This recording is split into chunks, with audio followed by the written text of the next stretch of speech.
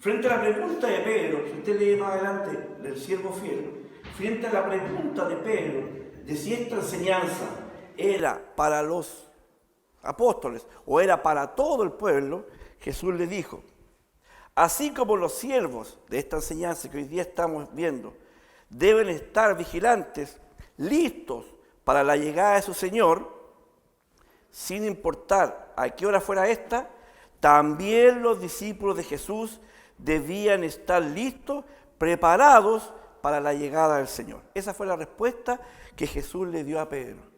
Que si bien todos debían estar preparados, ellos también como discípulos, también la obligación y la responsabilidad de ellos era estar vigilantes, preparados, porque no se sabe la hora cuando vuelve el Señor.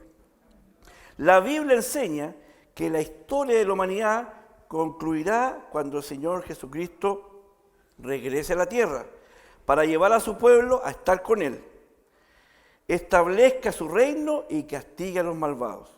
La segunda venida de Cristo marca el final del mundo como lo conocemos actualmente. En la segunda venida de Cristo vamos a ver que ya el mundo ya no va a existir y marca el final de este mundo como lo hemos visto y ahora lo estamos viendo corrompido, destruido por la inmoralidad. Hoy con la segunda venida de Cristo vamos a entender que todo esto se va a terminar. En algunos aspectos, la doctrina de la segunda venida es la verdad más importante de todas. ¿Por qué? Porque identifica y describe la culminación de la historia de la redención, que es lo que nosotros hemos estado trabajando y esforzándonos para ello. Y abarca el juicio de los malvados, la bendición de los justos y la definitiva y permanente exaltación y gloria del Rey de Reyes y Señor de Señores. Eso es lo que abarca la segunda venida de Cristo para el pueblo de Dios. Y en contraste de esto, de ahí que todo individuo que desprecia o oculta o tergiversa o abandona la verdad concerniente al regreso de Cristo, se acerca peligrosamente a la venida del juicio divino sobre sí mismo. Apocalipsis 22, versículos 18 y 19, dice que el que le agregue a la palabra del Señor y le agregue frente a la segunda venida de Cristo, dice que las plagas serán desatadas sobre él. Y aquel que le quite sobre este tema, sobre la palabra del Señor, y aquel que le quite sobre la segunda venida de Cristo, su nombre será borrado del libro de la vida. Por eso que no es jugarreta, por eso que es triste ver cómo las personas tergiversan la palabra del Señor. Por eso que es doloroso y es penoso ver lo peligroso de aquel que no sabe interpretar verdaderamente y genuinamente la palabra del Señor. Algunos niegan del todo la segunda venida, entre ellos los partidarios del punto de vista escatológico conocido como hiperpreterismo o preterismo total. Estos son los que niegan la segunda venida de Cristo. El pensamiento prevaleciente acerca de la tribulación se cumplieron en el pasado. Para ellos, para el preterismo, para el hiperpreterismo, significa que los acontecimientos de la segunda venida de Cristo ya se cumplieron. Para ellos ya pasó ese evento y solamente lo que ellos esperan es la venida presencial y corporal de Cristo.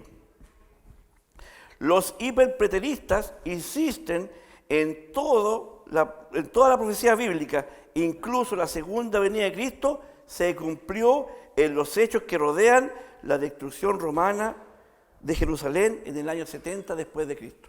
Ellos sostienen que ahí ocurrió la segunda venida de Cristo, que ahí ya está todo terminado y solamente los hiperpreteristas están diciendo que lo único que queda es la venida corporal de Jesucristo.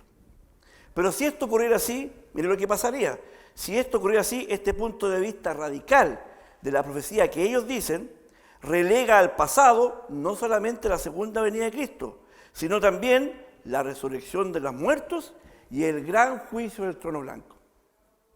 Si verdaderamente lo que ellos dicen se sostiene y es verdad, no habría resurrección de muertos y en vano sería lo que dice la palabra del Señor del gran tribunal blanco.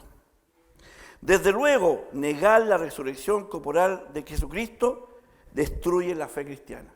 Aquel que niegue que Jesucristo va a venir en su segunda venida corporalmente, destruye la fe cristiana.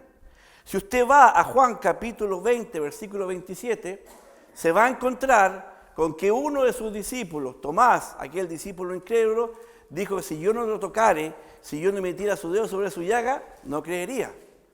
Pero tuvo que meter el dedo en la llaga de Jesús, tuvo que tocar sus heridas para decir que hoy creía en el Señor, que verdaderamente, corporalmente, estaba Cristo con él. ¿Y qué le dijo Jesús a él? Es necesario que crees, pero también dijo algo maravilloso en lo cual cae usted y cae yo. Bienaventurados son los que sin verle han creído.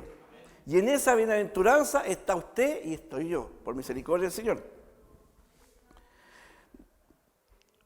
El apóstol Pablo advirtió a los creyentes de Corintio, algunos de los cuales eran hiperpreteristas contemporáneos, en contra de negar la resurrección corporal. Miren lo que dice 1 Corintios, capítulo 15, versículo 12. Pero si se predica de Cristo que resucitó de los muertos, ¿cómo dicen algunos entre vosotros que no hay resurrección de muertos? Si Cristo no resucitó, vana es vuestra fe. Aún estáis en vuestros pecados. Si Cristo no resucitó, les dice Pablo, vana es vuestra fe. Todavía el pecado está en sus corazones. Eso es lo que quiso decirle Pablo a estos hiperpreteristas contemporáneos que todavía insistían en que la segunda de Cristo ya había pasado. Ahora vámonos al otro extremo de otra corriente, de quienes niegan la segunda venida de Cristo, y estos recurren al sensacionalismo. Y el sensacionalismo se define como el uso de lo asombroso, de lo espeluznante, para despertar interés y provocar una reacción. Lo hacen interpretando la enseñanza de las Escrituras relacionadas con el futuro de los lentes de acontecimientos actuales. Tal enfoque de la profecía ha generado interminable especulación acerca de cómo ciertos individuos o sucesos han cumplido ya su cometido, supuestamente varias profecías ya se han cumplido. Eso es lo que dicen los sensacionalismos. Y vamos a dar un ejemplo de esto. Algunos estaban convencidos que los sucesos catastróficos de la Primera Guerra Mundial estaban anunciando el Apocalipsis. Y más adelante otros sugirieron que Hitler, Mussolini y Stalin representaban al anticristo. Vale decir que el sensacionalismo especulaba de lo que futuro, de la venida futura de Cristo, lo hacía como algo que ya estaba sucediendo o que ya había sucedido. Y en base a la Segunda Guerra Mundial, a la Primera Guerra Mundial, ellos sostenían que el Apocalipsis ya se estaba por cumplir. Pero aún, a pesar de la explícita declaración del Señor, que está en San Marcos capítulo 13, versículo 32, que dice: pero aquel día y la hora nadie sabe, ni aun los ángeles que están en el cielo, ni el Hijo, sino el Padre. Ha tenido mucha fijación, ni el Hijo, ni sino el Padre. ¿Se da cuenta que la Biblia dice que ni el Hijo sabe la fecha en que va a ocurrir este suceso? Pero hay muchos que se han atrevido a dar fechas y a decir cuándo viene el Señor. Hay un relato que dice que un hombre escribió 88 razones para decir cuándo venía Cristo. Y él sostenía que en el año 88, en septiembre, cuando se celebra el Año Nuevo judío, ese va a ser la venida de Cristo. Lamentablemente no pasó, pero fue tan osado y fue tal su ignorancia que escribió 89 tesis de nuevo para decir que en el año 89 sí venía Cristo. Lamentablemente no ocurrió. Pero algunos niegan de plano la segunda venida y otros le ponen sensacionalismo. Pero lamentablemente muchos más cristianos simplemente parecen ser indiferentes ante esto. Hay una corriente sensacionalista, hay una corriente hiperpreterista, pero lamentablemente son más los cristianos o gente que tiene un cierto conocimiento que le da poca importancia a la segunda venida de Cristo, que lo mira como algo terciario y que lo mira como algo que realmente no tiene la importancia vital que debe tener para cada uno de nosotros. Recuerde que lo que anhelamos los hijos de Dios, lo que estamos expectantes los hijos de Dios es esperar la segunda venida de Cristo. Esa es mi fe y esa es la fe que usted tiene. Y eso es lo que me motiva a seguir para esperar la segunda venida del Señor. Para resaltar la importancia del regreso de Jesucristo, la Biblia revela al menos 10 razones de por qué Él debe volver corporalmente a la tierra del mismo modo que se fue. Primera razón, la promesa de Dios lo exige. El Antiguo Testamento contiene más de 300 profecías de la venida del Mesías, de las cuales ya 100 se han cumplido y quedan 200 por cumplir. Eso es, por ejemplo, el Salmo 2, versículos 6 y 9, nos dice: Dios prometió que su Hijo sería rey sobre toda la tierra y que gobernaría con vara de hierro. Esa es la primera razón por la que sí debe venir Cristo en forma corpórea. Segunda razón, las afirmaciones de Jesús, lo que Jesús mismo dijo, lo exigen. Durante su ministerio terrenal se refirió varias veces a su venida. Miren lo que dice el libro de Marcos, capítulo 13, versículo 26. Entonces verán al Hijo del Hombre que vendrá en las nubes. ¿Cómo vendrá? Con gran poder y gloria. El tercer ejemplo de que por qué Cristo debe venir en forma corpórea es porque el testimonio del Espíritu Santo así lo exige. El Espíritu de verdad inspiró a los escritores humanos de las Escrituras, quienes reiteradamente escribieron acerca del regreso de Cristo. Filipenses capítulo 3, versículo 20 lo dice así: mas nuestra ciudadanía está en los cielos, de donde también esperamos al Salvador y Señor Jesucristo. Cuarto, ¿por qué es importante la presencia corpórea de Cristo? El programa de Dios para su iglesia así lo exige. Después de preparar en el cielo un lugar para los verdaderos cristianos, Jesús regresará un día con el fin de llevarlos allí. Tito capítulo 2, versículo 13, dice así: aguardando la esperanza bienaventurada y la manifestación gloriosa de nuestro gran Dios y Salvador Jesucristo. Quinto, la corrupción del mundo lo exige. El regreso de Jesucristo es la bendita esperanza de los creyentes, pero el mundo incrédulo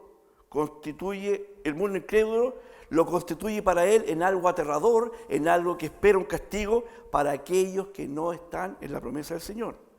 Pero para nosotros, los hijos de Dios, lo que dice Lucas capítulo 21, versículo 28, dice: erguir vuestras cabezas, estar atentos. ¿Por qué? Porque la redención está cerca. Esa es la actitud y esa es la forma en que los hijos de Dios debemos caminar. Aquel que no conoce al Señor está aterrado porque sabe que algo fuerte le espera. Aquel que tiene un conocimiento del Señor y se ha alejado de la palabra del Señor y se ha alejado de la presencia del Señor, anda aterrado porque sabe que algo duro le va a venir. Pero los hijos del Señor, los que verdaderamente caminamos en su misericordia, erguimos nuestras cabezas porque sabemos que su redención está cerca. En sexto lugar, el futuro de Israel lo exige. El remanente elegido de Israel un día se arrepentirá y será salvo. En las vividas imágenes de Ezequiel, cuando nos dijo: los huesos secos volverán a vivir. Sexto lugar, la vindicación de Cristo lo exige. ¿Qué significa la vindicación? Defender especialmente por escrito a alguien que se haya injuriado, calumniado injustamente. La última visión que el mundo tenga de Jesús sea que cuelguen una cruz ante dos delincuentes. Ningún incrédulo vio alguna de las apariciones de Jesús posteriores a la resurrección. Pero mire lo grande lo que dice Mateo capítulo 24, versículo 30. Aparecerá la señal del Hijo del Hombre en el cielo, y entonces lamentarán todas las tribus de la tierra y verán al Hijo del Hombre viniendo en las nubes del cielo. ¿Pero cómo va a venir él ahora? Con poder y gloria. Es justo ahora que aquellos que se quedaron con la imagen de ver a Cristo crucificado entre dos hombres que hicieron el mal, ahora la reivindicación significa que Él va a venir corpóreamente, pero va a venir con poder y gloria. En octavo lugar, el juicio de Satanás lo exige. Al usurpador, que es el actual gobernante de este mundo, no se le permitirá preservar para siempre su gobierno.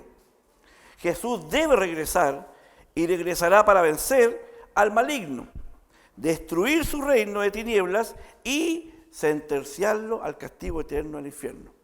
Apocalipsis 22 dice así: y prendió al dragón, la serpiente antigua, que es el diablo y Satanás, y lo ató por 1000 años. Por eso que es necesaria la presencia corpórea en la segunda venida de Cristo. Noveno, la esperanza de los creyentes así lo exige.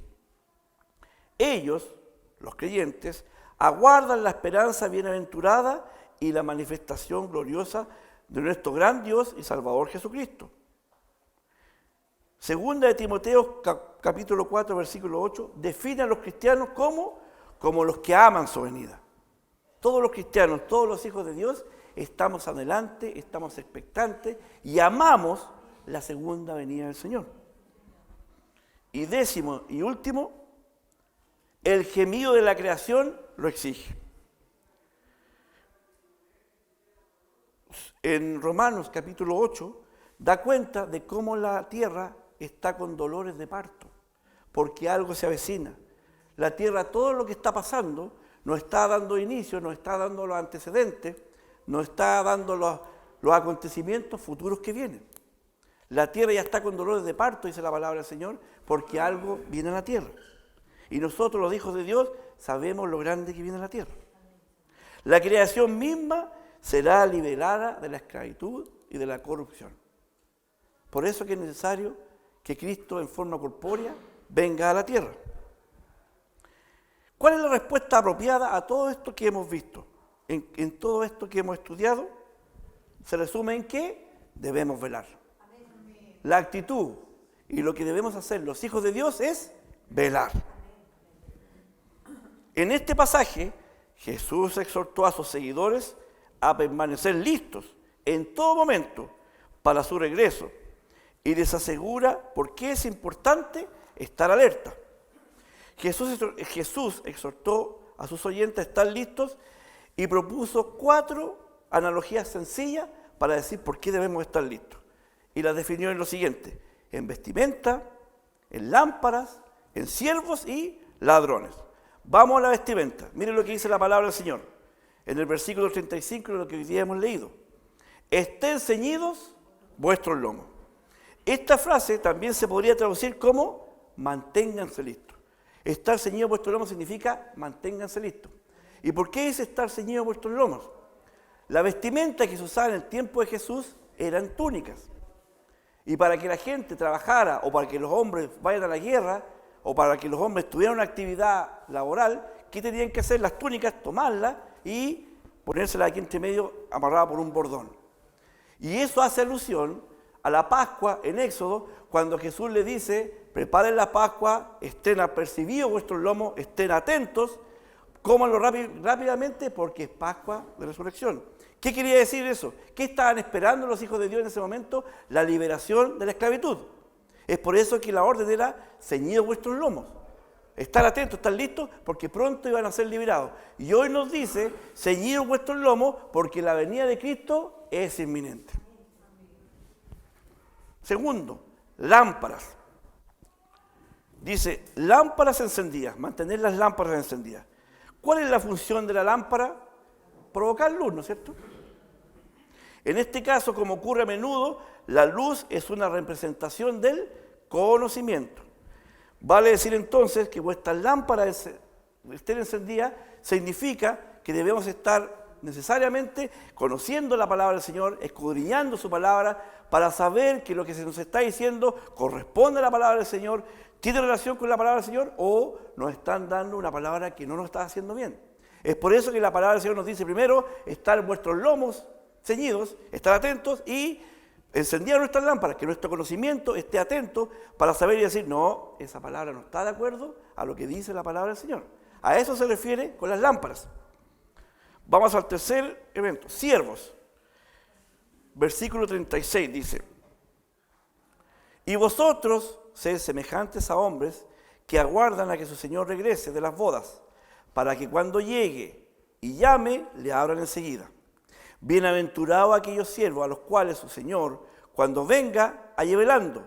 De cierto os digo que se ceñirá y hará que se sienten a la mesa y vendrá a servirles. Y aunque venga a la segunda vigilia y aunque venga a la tercera vigilia, si los hallare así, bienaventurados son aquellos siervos. ¿Y esto qué relación tiene? Las bodas en el antiguo Israel no se iniciaban ni se acababan en un momento específico. No hay una hora de inicio y una hora de término.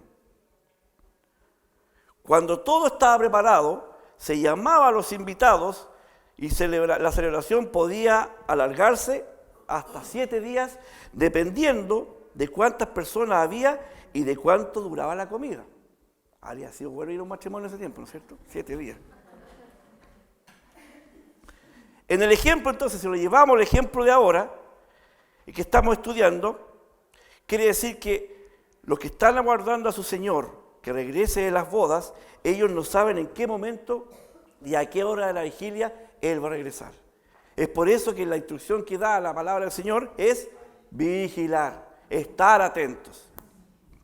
Y ladrones. Versículo 39 dice, pero sabed esto, que si supiese el padre de familia a qué hora el ladrón había de venir, ¿qué haría? Velaría ciertamente y no dejaría minar su casa. Vosotros pues también estar preparados, porque a la hora que no penséis, el Hijo del Hombre vendrá. En esta última analogía, la imagen no es del amo que regresa, sino de alguien que le pueden robar la casa, de alguien que está próximo a que le puedan atentar y robar su casa. El elemento sorpresa asociado con la llegada clandestina de un ladrón encaja con lo inesperado del regreso del Señor. ¿Se da cuenta que tenemos que estar alerta? ¿Se da cuenta que deben estar ceñidos nuestros lomos? ¿Se da cuenta que nuestra lámpara, que el conocimiento debe estar en nosotros para poder discernir qué es lo bueno y qué es lo malo?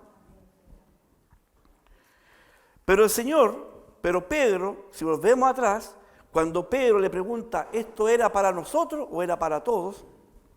Jesús le da la alegoría del siervo fiel. Dice que el siervo fiel representa a los creyentes que están preparados para el regreso de Cristo. ¿Y qué significaba ser el siervo fiel? Jesús le dijo a Pedro que el siervo fiel era aquel que iba a guardar su palabra, que iba a estar atento, que iba a ser ordenado y que Jesús lo iba a poner sobre todo su mayordomía. Eso representaba el siervo fiel y eso representa a los hijos de Dios que estamos atentos y que nos estamos cuidando para venir al Señor. Pero también habla del siervo infiel, aquel que viendo que su Señor no llega, viendo que su Señor se demora en llegar, trata mal a la gente, trata mal a sus criados y desperdicia todo lo que a Dios ha puesto sobre su vida. Ellos son los que lamentablemente, conociendo la palabra del Señor, no se acercan a Dios e ignoran las enseñanzas del Señor. Pero a los siervos fieles, mire qué grande el Señor, los dice bienaventurados. Si usted y yo somos fieles, si nosotros guardamos la palabra del Señor y somos firmes en retenerla, el Señor, ¿qué nos dice? Bienaventurados. ¿Y qué significa? Felices, alegres, contentos. Las palabras finales del Señor proporcionan la base para los diferentes grados de castigo en el infierno. Él advirtió, a todo aquel a quien se le haya dado mucho, ¿qué va a pasar? Mucho se le demandará. Y al que mucho se le haya confiado, más se le pedirá. El grado de castigo para los incrédulos está directamente relacionado con su conocimiento de la verdad. Qué triste ver, hermanos, gente que uno conoció, que estuvo en los caminos del Señor, que caminó con nosotros y ver que ahora reniegan del Señor, ver que ahora no quieren saber nada del Señor y se entregan a aquellas enseñanzas que no están de acuerdo a la palabra del Señor. Qué triste, porque mucho se les va a demandar, mucho se les va a pedir. A la luz del inminente regreso de Cristo, rechazar de manera desafiante el Evangelio, ser indiferente a Él o no reconocerlo, es arriesgarse a la tragedia eterna. La palabra del Señor entonces se resume en que hoy, ¿qué es la actitud que tiene que tener el pueblo de Dios? Vigilante, estar atento, tener ceñida, encendida nuestra lámpara del conocimiento y estar siempre buscando y anhelando la venida del Señor. Mi fe y su fe se sustenta en que un día le veremos a Él. Mi fe y su fe se sustenta en que un día Él me va a decir, pasa a las bodas del Cordero. En eso se sustenta mi fe y en eso se sustenta su fe. Que el Señor de paz le guarde y que el Señor de paz le bendiga.